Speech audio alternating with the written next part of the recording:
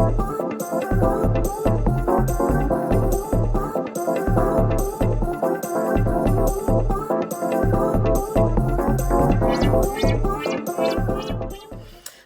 I'm Certified Sommelier Beverly Crandon, and welcome to the Wine Down, where we talk about all things wine and make it hella approachable. Today, we're talking about one of my favorite topics, which is the structure of wine. Sounds geeky, but it's fun.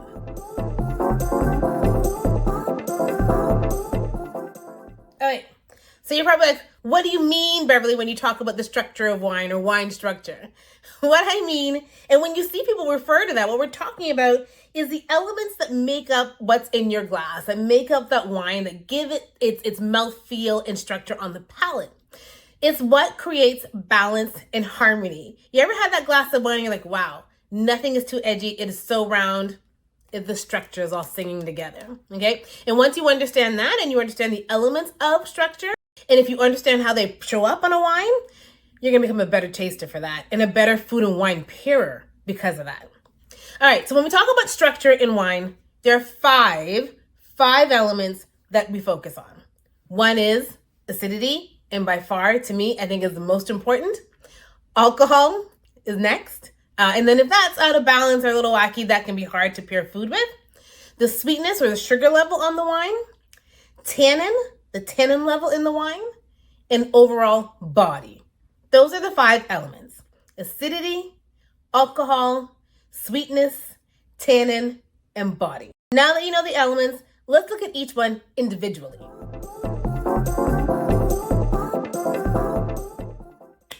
So let's start with the first one. Let's start with acidity. To me, again, probably the most important element in a wine. I often say that the acidity is the structure and the backbone of the wine. If your acidity is flimsy or not recognizable, then the wine is going to be, less lively. It's going to appear as being flimsy. Your acidity adds that essence, that liveliness to a wine. How you can tell if you're having a high acid wine, sometimes you'll find there's some saliva that gathers under your tongue. I know that's a really weird topic to talk about, but whatever. But that's how you know it's going to be, this is a high acid wine. Got that little saliva test going there. And you'll find your wines with greater acidity coming from cooler climates. So think cool climate Shannon, think Riesling. Riesling is a grape that can't hide its acidity. But that's what we're talking about. So acidity, first element of structure, and by far what I think the most important. Now let's move on. Now we're on to alcohol in wine. And we've got a couple of really good posts on the site that speak about how, alcohol is formed in wine and sugars and all that kinds of good stuff. But to summarize it for you, alcohol is formed in wine when your yeast converts the grape sugars. So we've said before, if a grape is grown in a warmer climate, you're gonna get a riper feel, a sweeter feel of grape. And so generally you end up with more alcohol. And now this all makes sense. But alcohol, in its plainest terms, is what adds a bit of warmth to your wine. And I will also say to you, the higher the alcohol, the bigger the mouthfeel. The higher the alcohol too, you've got to be mindful if you're going to pair that with food, because you want to make sure that alcohol is balanced with the other elements that we're talking about today with the wine structure. If alcohol is the predominant and that's what you get, it may make food and wine pairing very difficult to do.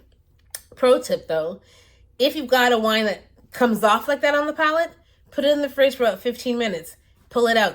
It's going to temper and bring down that alcohol in the wine and you're good to go. Now let's move on to sweetness or sugar. We refer to it in the wine world as residual sugar. And that's just sugar left over in your wines after fermentation. And the amount of sugar that's there will determine if your wine is going to be dry, off dry, sweet, and so forth. Most wines, though, are made in that dry style. With that being said, I do love a good sweet wine, especially with my desserts. Then let's also talk about tannins, which is the next element in our little triangle that we showed. Tannin is that grippy mouthfeel you get on the palate when you've got especially a red wine. I won't talk about this today, but you can get the same kind of bitter feel from some white wines, from phenolic bitterness, but let's focus on tannins. So that's that grippy feel that you get when you have red wine. Your tannins are going to come from the grape skins, seeds, stems. People are doing things whole cluster. We can talk about that and what that is. That's what's giving you the tannin on the wine. We talked about acidity. Now we're talking about tannin. Those two things, if those are firm and structured in that wine, this is going to make your wine more age-worthy. And now body in wine, this is a bit of a cheat. Body in wine is the sum of the things we've just talked about. It's the sum of the acidity. It's the sum of the alcohol, the sum of the sweetness, the sum of the tannin. That together, put together, gives you your body. And depending on how much elements a wine has or you're able to perceive on the palate, that will then determine if this is a full-bodied wine, a medium-bodied wine, light-bodied wine. That's what we're talking about when it comes to body. So it's the sum of those elements makes your body. All right, we're at the end. Your key takeaways for today. There are 5 elements or parts to structure. Say it with me now. Acidity, your alcohol, your sweetness, your tannin, and the body.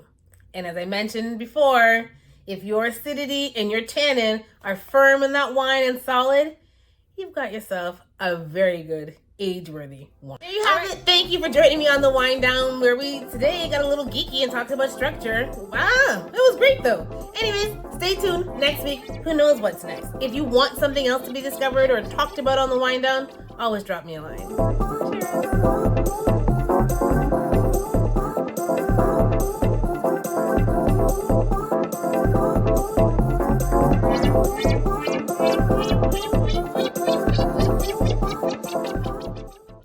Wine structure is the silent architect behind every sip, and balance is where greatness begins.